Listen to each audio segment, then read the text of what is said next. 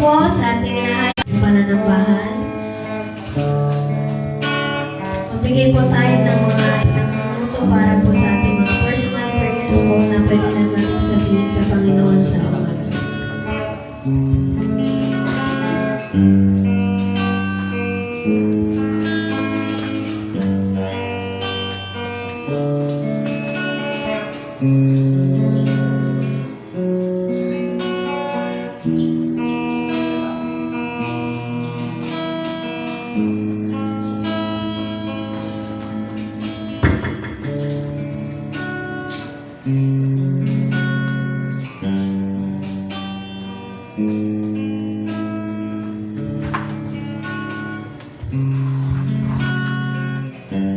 Panginoon, maraming salamat, Lord, sa panibagong buhay na ipinagkaloob niyo po, Panginoon, sa bawat isa. Maraming salamat, Lord, sa isang linggong pag-iingat, Panginoon, sa mga blessings, Lord, sa kagalingan, Panginoon, sa pagproteksyon niyo po sa amin, Panginoon, sa anong magawa ng kaaway, Panginoon. Maraming salamat, Lord, sa natapos, Panginoon, na habagat, Panginoon, iningatan niyo ang lugar namin, Panginoon. Nilayan niyo po kami, Lord, sa mga sakuna, Panginoon, sa mga baha, Panginoon. Thank you so much, Lord Jesus. Maraming salamat, Lord, na patuloy na malalakas ang bawat isa, Panginoon. Patuloy na kayo po ang nangunguna sa buhay, Panginoon, ng bawat isa, Lord Jesus. Naway, Panginoon, na anumang karungihan na nakikita niyo po, Lord, sa bawat isa, ay patawarin niyo po kami, Panginoon. Hinihingi po namin ang kapatawaran, Lord Jesus. Ibigay po namin, Lord, ang 100% na papuri, Panginoon. Tanggapin niyo po, Lord, ang aming papuri, Lord Jesus. At pinapanalangin namin, Lord, lahat po, Panginoon, ng mga anak niyo papunta pa lang dito, Lord, ay ingatan niyo, Panginoon. Hawakan niyo po, Lord, ang kanilang mga sasakyan, kanilang daraanan, Lord, proteksyonan niyo po sila, Panginoon. Ano man ang gawa ng kaaway, Lord Jesus, ay sinisawatan namin to in Jesus' name, hindi ka karapat-rapat sa lugar na ito, Panginoon. Kay Lord, ang aming mapupurihan, Panginoon, at maitaas ang iyong pangalan, Lord Jesus. Patuloy na purihin at sasambahin ka namin, Panginoon. Maraming salamat, Lord, sa buhay ng mga music team, Panginoon, mga sa dancer, sa mga nanugtog, Panginoon, sa aming mga awit, Panginoon. Hawakan niyo po, Lord, ang aming mga puso, Panginoon. Ikaw, Lord, ang papurihan, Lord Jesus. Maraming salamat, Lord. Binabalik namin ang pinakamataas na pasasalamat sa umagang ito. In Jesus' name we pray. Amen. Hallelujah. Patuloy na pagkising sa umaga, Panginoon, na aalala ka namin, Lord Jesus. Purihin kayo, Panginoon. Itataas namin, Panginoon, ang iyong pangalan. Maraming salamat, Lord, sa mga angels, Lord, sa banal na Espiritu kasama namin, Panginoon.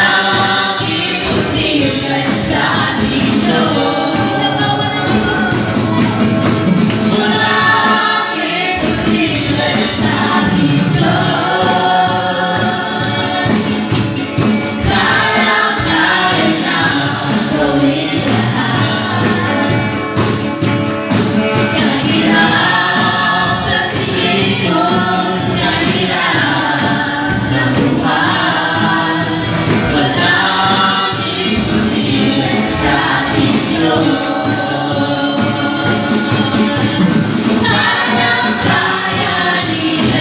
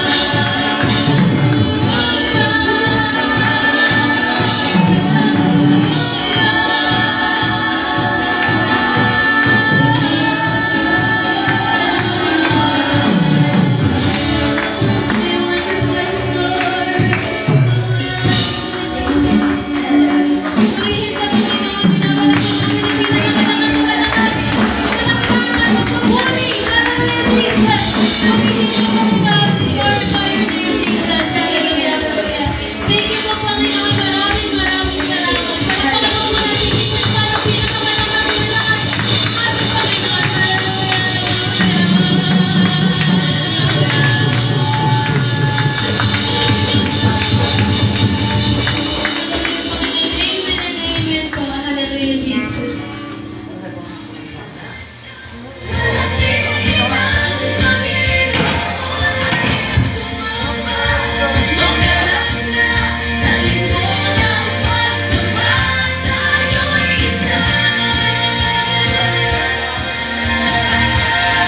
Okay, hallelujah. Purihin ng Diyos ngayong umaga dahil tayo nandito para magsamba. So, ihanda naman po natin ang ating mga sarili para pakinggan ang mensahe ng Panginoon ngayong umaga para sa atin na ihahatid ng ating Pastora Helen.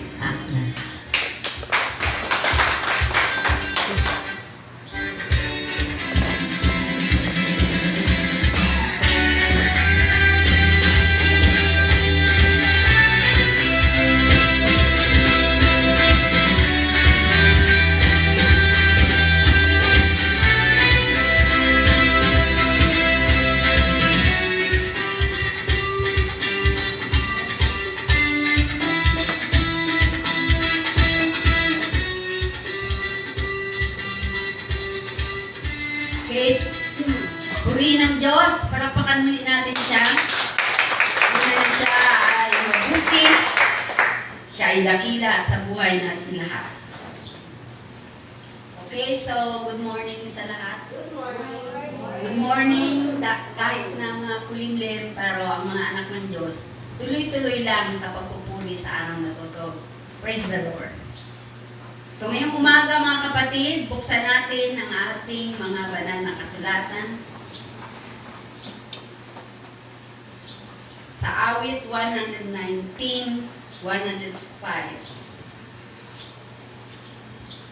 Sabi dito, salita mo isang tanglaw na sa akin ay patnubay.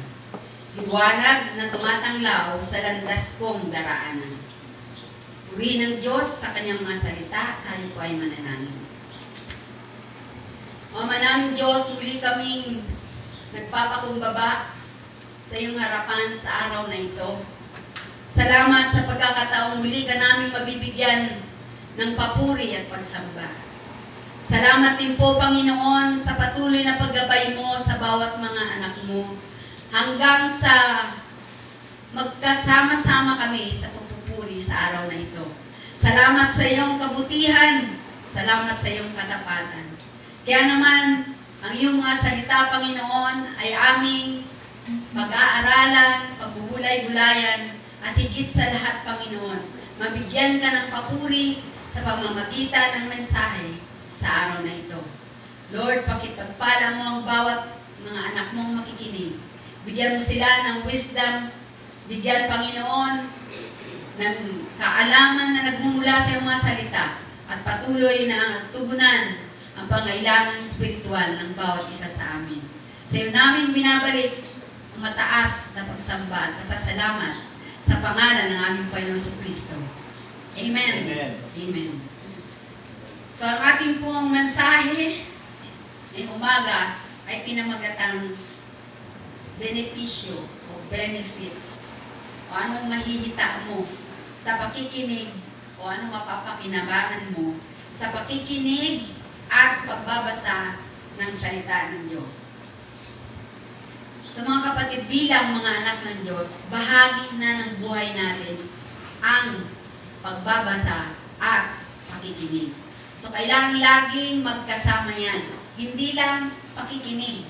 Kasi medyo lugi ka doon. Pag pakikinig lang, lalo na kung tuwing linggo ka lang nakikinig. Kailangan kapag sa bahay ka, laging nagbabasa.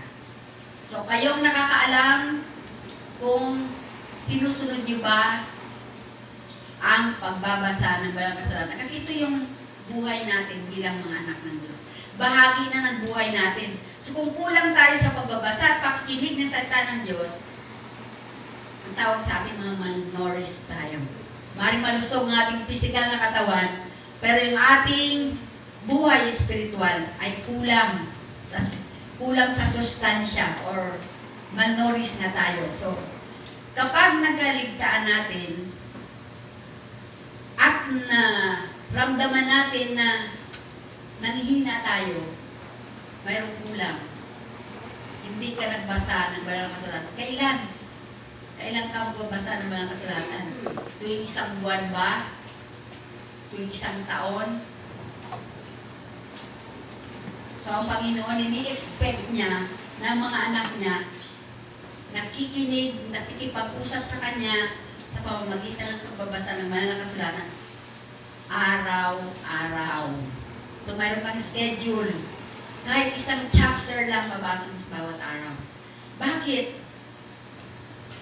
Sapagkat kung hindi ka nagbabasa ng banal na kasulatan or hindi ka nakikinig sa salita ng Diyos, may kulang sa buhay mo. Hindi ka malusog. Paano malusog ang physical mo, pero yung spiritual mo, gutom. So, ano yung benepisyo ng pakikinig at pagbabasa ng salita ng Diyos? Kailangan hindi tayo magkontento sa pakikinig lang. Kailangan mo rin magbasa. Una, kapag tayo nakikinig at nagbabasa ng salita ng Diyos, mas malalim na relasyon sa Diyos at lalo mo pa siyang magkilala. Kasi kung hindi po tayo nagbabasa ng salita ng Diyos, paano natin makikilala ang Panginoon? Diba? Kulang. At sabi sa Santiago 4:8, lumapit kayo sa Diyos at lalapit siya sa inyo. Bakit tayong kailangang lumapit? Kasi nagawa na ng Diyos yung kanyang part. Nagawa ng Panginoon Jesucristo ang parte niya at yun ay yung namatay siya, kusa siyang nang tinanggap ang kamatayan alang-alang sa ating mga kasalanan. So yun yung katotohanan ng ginawa niya para sa atin. So kailangan tayo naman ang lalapit sa Kanya. So hindi siya lagi. Kailangan tayo ayon sa Kanyang mga salita. Lumapit tayo sa Diyos at lalapit din siya sa atin. So magiging mas malalim kasi ang relasyon natin sa Kanya kung tayo ay nagbabasa at nakikinig ng Kanyang mga salita. Makikilala natin siya lalo. Kasi kapag hindi tayo nagbabasa, kapag mayroong mga problema sa buhay natin, pwedeng hindi natin makayanan. Okay, number 2, makakakuha tayo ng spiritual na lakas sa buhay na puno ng pagsubok. So mapapansin ninyo, bahagi ng buhay ng isang Kristiyano ang mga pagsubok. Pero kapag kulang tayo sa pagbabasa ng salita ng Diyos, paano tayo magiging tagumpay sa pagsubok? Diba? Ayon sa Matthew 4:4, sabi dito, ngunit sumagot si Jesus, nasusulat hindi lamang sa tinapay nabubuhay ang tao, kundi sa bawat salitang namumutawi sa bibig ng Diyos. So, paano natin malalaman yon kung hindi tayo nagbabasa ng Kanyang mga salita? Kasi busy ang mga tao ngayon. Malaki ang influensya ng social media, yung cellphone natin. Malaki talaga yung nag-ubos niyan sa mga oras natin. So, kailangan magkaroon tayo ng disiplina at magkaroon tayo ng oras, halimbawa, bago matulog. Yung oras na ikaw ay free, yung wala kang inaalala. So, magbigay ng oras sa Panginoon minsan sa isang araw. So, magbasa mga kapatid. Sapagkat sabi sa Matthew 4:4, hindi lang tayo nabubuhay sa pagkain, kundi sa salita ng Diyos. At ang salita ng Diyos, hindi mo matatagpuan kahit saan, dito lang po sa Biblia. Okay, so number 3. Kapag tayo ay nakikinig, nagbabasa ng salita ng Diyos, magkakaroon ng pagbabago ang ating ugali at pag-iisip. So mayroong pagbabago sa buhay natin, sa ugali natin, at sa pag-iisip natin. So kung dati mas masaya ka sa labas o sa gawaing makamundo, pero ngayon, hindi mo na ito ginagawa. Dahil nagbago ka na ng ugali, nagbago ka na rin ng pag-iisip. Kasi sabi sa Roma 12:2, huwag kayong umayon sa takbo ng mundong ito.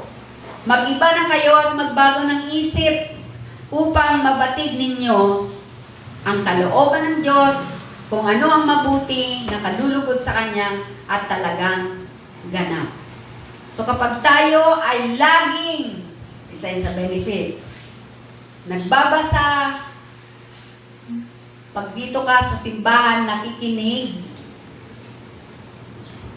doon pa lang natin malalaman, makikilala ang Panginoon, at magbibigay sa atin ng lakas para magbago ang ating mga masama at hindi magandang ugali, at maging pag-iisip natin ng masama. So, mahalaga, sabi sa Roma 12:2, huwag umayon sa takbo ng mundong ito. Ano bang takbo ng mundo? Di ba, mas gusto ng mundo ang kalayawan. Mas gusto ng mundo yung kasamaan. Pero sa mga anak ng Diyos, importanteng nakita naman sa paligid natin na tayo nga ay totoong anak ng Diyos. Dahil nagbago ang ating mga ugali, nagbago ang ating pag-iisip. Dati, pag may nakita kang tao, may iniisip ka kaagad, ay ito. Ibig sabihin, naghuhusga ka na kaagad, yan hindi mo yung ginagawa. Ano pa? Nagbago ang ugali. Halimbawa, palamura ka. Halimbawa, masungit ka. Ngayon mabait ka na. So, mararamdaman o ma-observe naman na sa paligid mo na nagbago ka na nga. Kasi, ang pagiging anak ng Diyos, kapantay noon, ang pagbabago ng ugali at pag-iisip. So, importante yung mga kapatid. Kaya kung hindi ka nagbabasa ng banal na kasulatan, hindi ka nakikinig ng salita ng Diyos, paano magbabago ang ugali mo? So, doon tayo binabantayan ng mundo. Kung nagbago ba tayo o kung dati pa rin. So, kung dati palamura ka, dati lagi kang nag-iisip ng masama sa kapwa mo, ngayon, hindi na. At ang laging laman ng isip mo ay kung ano yung nabasa mo sa banal na kasulatan. So, papalitan yung mga masamang pag-iisip ng mga salita ng Diyos na nababasa mo. Okay?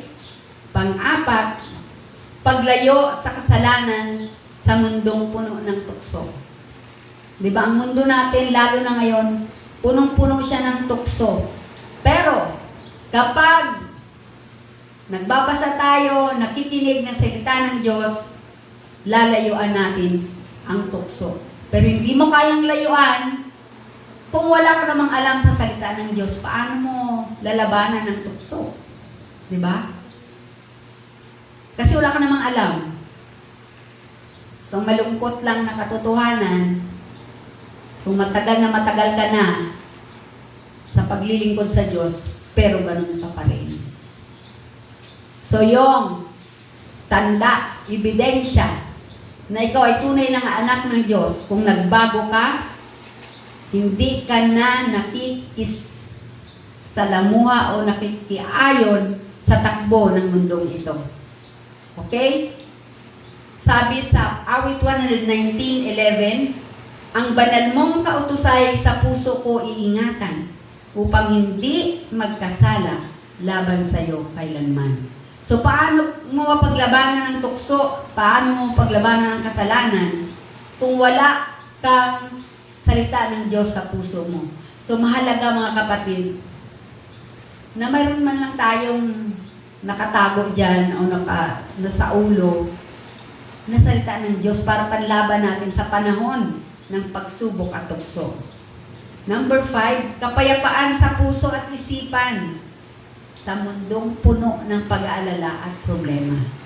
So kapag lagi tayo nagbabasa, bahagi ng buhay natin, ang pagbabasa ng salita ng Diyos, may gagawin sa buhay natin ang mga salita ng Diyos. Magkakaroon tayo ng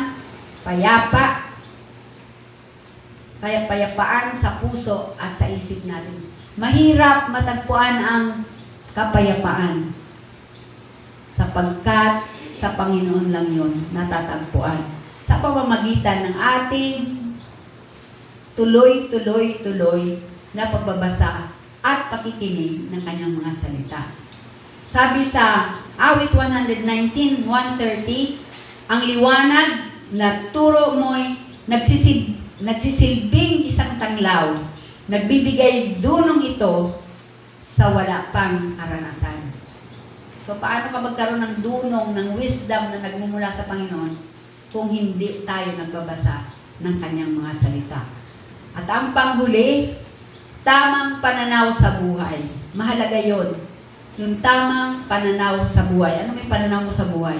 Sinabi sa Colossus 3, 1-2, binuhay kayong muli na kasama ni Kristo, kaya ang pagsumakita ninyo ay ang mga bagay na nasa langit, na kinaroonan ni Kristo na nakaupo sa kanan ng Diyos. Isa-isip ninyo mga bagay na panlangit, hindi ang mga bagay na panlupa. So sa mga anak ng Diyos na tuloy-tuloy, ang pagbabasa ng salita ng Diyos, sinasa puso, sinasa isip, ano ang mangyayari? Mag-iiba ang pananaw mo sa buhay. Hindi ka na laging nag-aalala, hindi ka na laging natatakot sa kinabukasan, kundi kumakalma ang puso at isipan mo. So yan ang benepisyo ng mga salita ng Diyos sa buhay ng kanyang mga anak.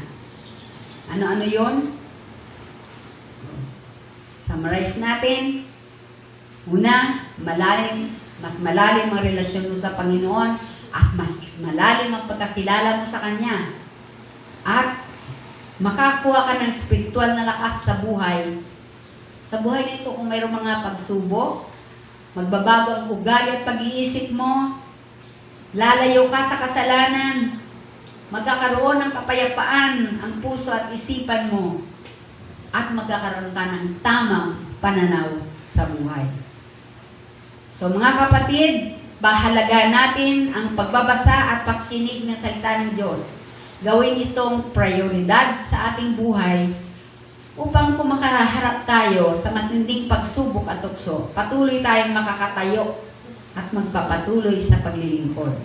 So, kayo ay in-encourage ko kung hindi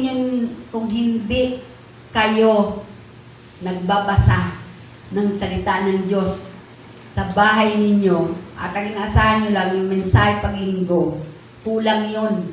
Magiging malnourished tayo. So, kailangan mayroon tayong time, mayroon tayong schedule sa pagbabasa ng salita ng Diyos. Importante yun. Kasi doon tayo dapat nabubuhay sa salita ng Diyos.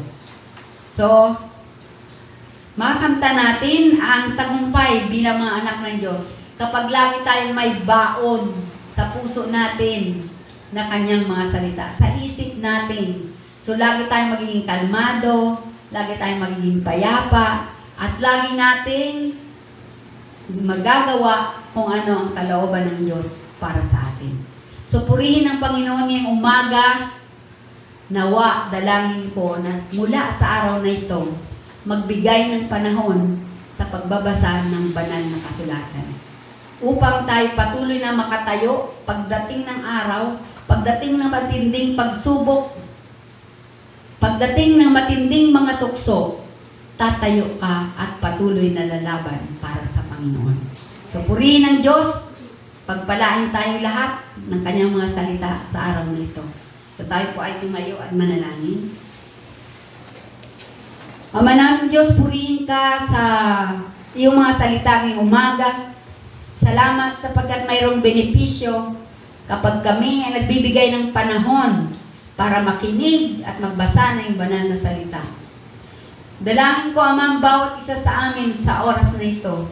Bigyan mo kami ng galak, ng inspirasyon sa pamamagitan ng banal na Espiritu upang maglaan, Panginoon, ng panahon sa iyong mga salita.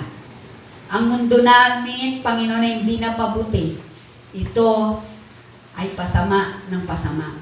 Subalit, kung kaming lahat ng mga anak mo ay patuloy na nagbibigay ng panahon para magbasa ng mga salita, tatayo kami, Panginoon, sa panahon ng kahirapan, sa panahon ng pagsubok, at sa panahon ng mga tukso. Kaya ngayong umaga, Pagpalain mo yung mga salita sa puso ng bawat isa sa amin. Purihin ang iyong banal na pangalan. Salamat po sa tagumpay muli ng araw na ito. Binabalik namin sa iyo ang pinakamataas na papuri at pagsamba sa pangalan ni Jesus. Amen. Sa kanila'y lumalunod habang ako'y humihinga, may dahilan upang ako ay purihin ang Panginoon o aking kaluluwa. Purihin ang Panginoon o aking kaluluwa.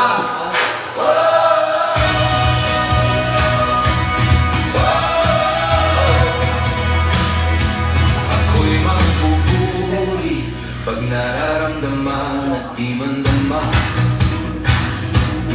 Magpupuri pagkat ang Diyos ko'y kontrolado pa rin. Ang aking papuri ay sa Amen. Purihin po ang Panginoon sa paalala para sa ating lahat ang pagbabasa ng banal na kasulatan sa araw-araw. So ngayon po umaga, binabati natin ang ating mga online viewers. Ayan, si Sister Chot at Brother Alan sa Caloocan, si Sister Susan, si B-Boy, at si Ate Norma, yan, Sister Norma sa Sablayan, si B-Boy at si Ate Susan sa Cavite po. Nandun ulit siya. Nakabalik na naman sila. At ayan, si Sister Tintin at Sister Hazel. Ayan, purihin ng Diyos, kasama natin silang ngayong umaga. At yan, si Sister Marie, Ate Marie. So, medyo masamang panahon kaya hindi natin siya ngayon nakasama ng personal. Pero naka-online po siya. So, good morning and happy viewing. At para po sa ating mga may birthday. Yan, ngayong July. Oh, sino? Yan, si Vince. Sa 15. Oh, si Ira. Ayan, sa 14 naman, dalawa kayo ngayon. Sino pa? Si Lala, sa 25. Oh, dami nyo ngayong July. Okay, so purihin ng Diyos, maraming mag-birthday ngayong umaga. So, ang ating mga paalala, ang ating pong prayer meeting and Bible study tuwing Friday, alas 7 po, dito sa ating bahay-sambahan. Practice at paglilinis ng ating simbahan para sa mga YP ay tuwing 5:30. Yan, hanggang 8 po sila yan. May nasabay na ng practice. At ang ating Sunday worship ay tuwing alas 9 dito po sa ating bahay-sambahan. So yun, purihin po ang Diyos para sa ating mga paalala. At ihanda naman po natin ang ating sarili para sa pagbibigay ngayong umaga.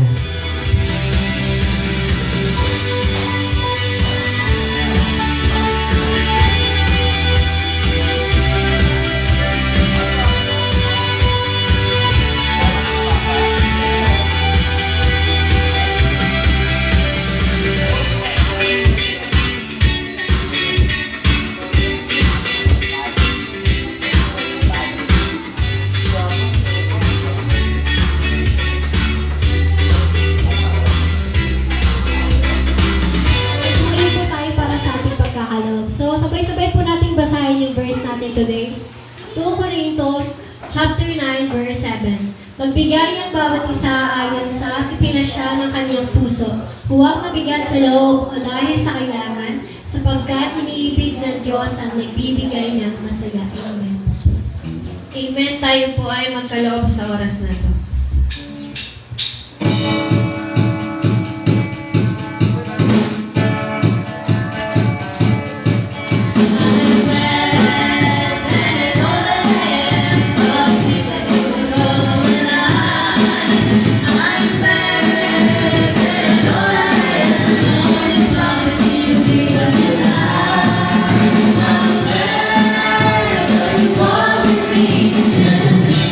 forever.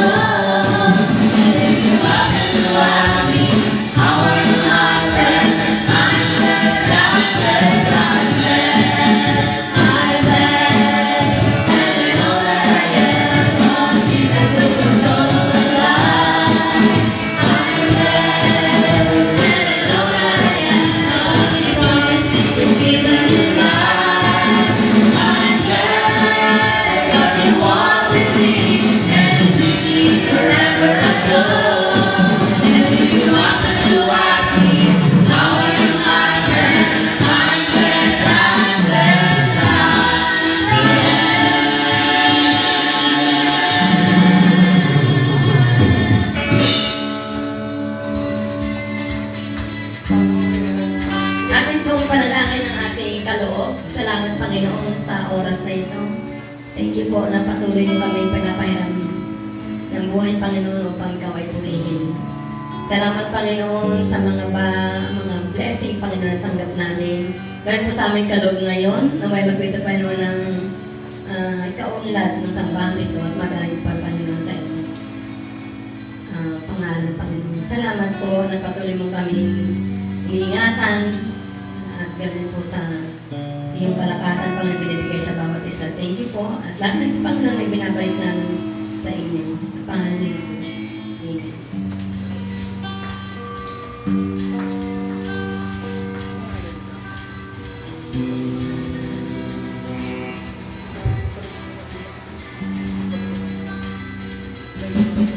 Dalangin po tayo bilang pangwakas. Panginoon, purihin ka po sa umagang ito. Salamat ng marami na kami po ay sinamahan mo mula sa simula hanggang sa marami pong pagsamantalang pagtatapos ng aming pananambahan. Salamat Panginoon sa mga salita mo po na aming pong napakinggan. Salamat Panginoon sa paalala. Salamat Panginoon na napakabuti mo po dahil patuloy na nagpapaalala ka po sa amin kung ano po ang aming gagawin at patuloy na maisabuhay po namin ang mga salita na aming pong napakinggan sa umagang ito. At dalangin po namin na patuloy mo pong i-drive ang aming mga puso at isip para patuloy na maging kalugod-lugod kami sa iyo sa bawat araw ng aming buhay. Kaya Ama, sa oras na ito, hinihingi po namin ang iyong patuloy na pag-iingat muli sa buong isang linggo. Patuloy na nawa na kami pagpalain mo at patuloy na makita po sa mga buhay namin na kami po ay anak mo. Kaya Ama, salamat po sa mga oras na ito, sa patuloy na pag-iingat mo po sa bayan ng Occidental Mindoro. Salamat Ama na sa kabila Panginoon ng malakas na ulan at hangin na tinatawag pong habagat. Salamat na kami po ay iningatan mo. Iningatan mo po ang iyong mga anak. Salamat na ikaw ang aming tagapagligtas at patuloy na tutulong na kami po ay lumaban sa hamon ng buhay sa bawat araw. Kaya Ama, sa iyo po namin ipinabalik ang pinakamataas na papuri at pasasalamat sa oras na ito sa pangalan ni Jesus. Amen.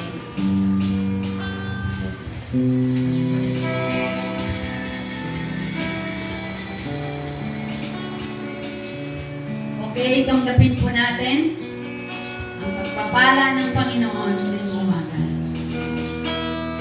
Naway sumainyong lahat ang pagpapala ng Panginoon sa Kristo, ang pag-ibig ng Diyos, at ang pagkikipag-isa ng Espiritu Santo. Sa pangalan ng Ama, ng Anak, at ng Espiritu Santo. Amen.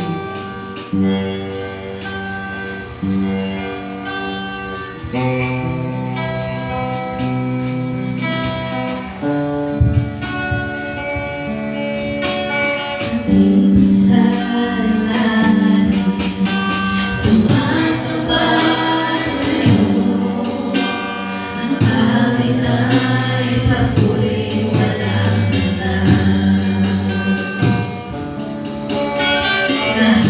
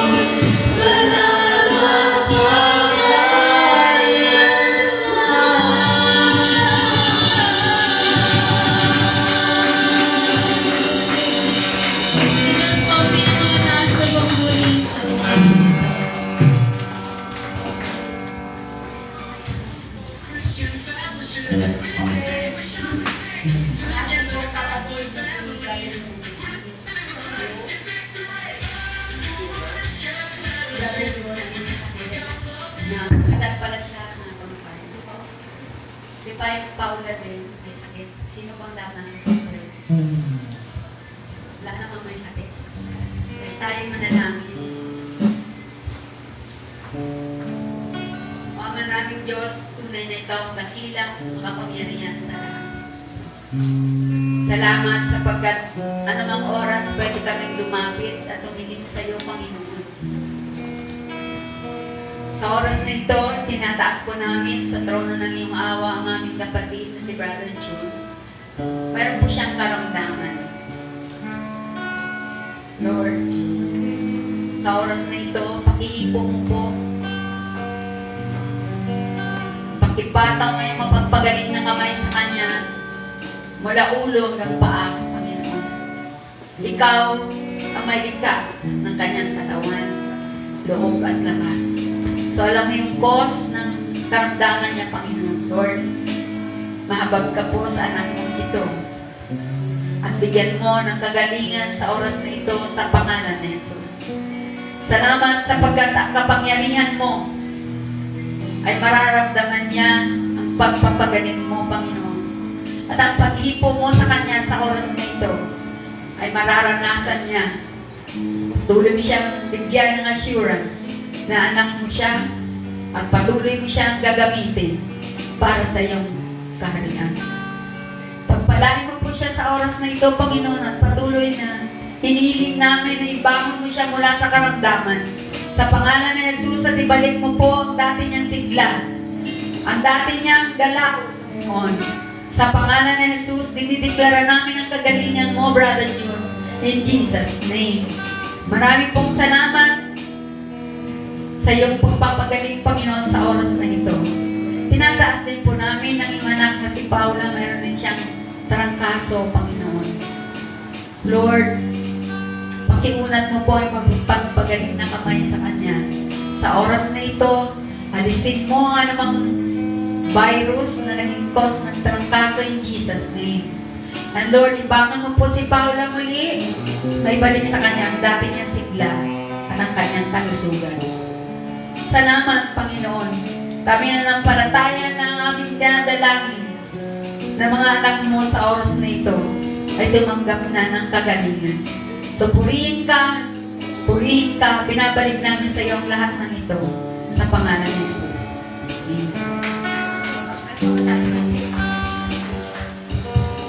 Okay, ipag-pray natin. Mga palagpakan ng Panginoon ay pabuto si Amen.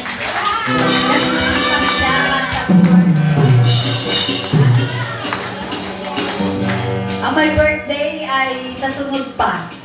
Ano na ba? Ngayon, 12, 13, 14. Ay! Oh, dali.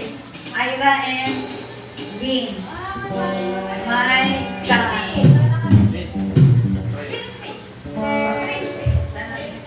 Rangan ka na rin tabi.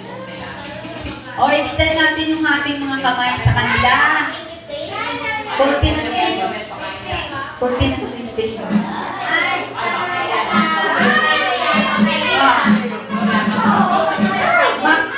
Sa McDo. Sa Jollibee. Okay. So, ipag-pray natin sila. O, manaming Diyos, nakikita mo yung mga anak na ito. Si Vince at saka si Ira, Panginoon, si Ira mag-birthday sa 14 at si Vince naman po ay sa 15. Lord, salamat sa magiging dagdag na taon sa kanilang mga buhay. Salamat na patuloy mo silang gagamitin mightily para sa iyong kaharian. Lord, sa oras na ito, tinataas ko sila na pakipatong mo ang iyong mapagpalang kamay sa kanila at pagpalaan mo po sila basbasan mula ulo hanggang paa. Ano naman po ang desire ng kanilang mga puso, ito po ay iyong isasakatuparan, Panginoon. Salamat sa panibagong taon uli ang iyong ibinigay sa kanila upang may paglingkod nila sa iyo. Patuloy mo silang gawing effective, patuloy na gawing blessing, Panginoon, sa iyong iglesia nito. Salamat sa patuloy pang talento, pagde-develop pa ng kanyang mga talento, Panginoon, para sa iyong kaluwalhatian. So Lord, salamat din pagkaloob mo sa dalawang mga anak mo na ito ang desire ng kanilang puso. Dalahin ko rin ang kanilang mga pamilya, Panginoon. lagi mo pong pagpalain. At sila man ay maging pagpapala. So purihin ka, sineselebrate namin, at ginagagalak namin, Panginoon, ang panibagong taon na ipagkaloob mo sa kanila. At marami pang taon, Panginoon, ang kanilang ipaglilingkod sa iyo. Salamat po, purihin ka, sa pangalan ni Jesus. Amen.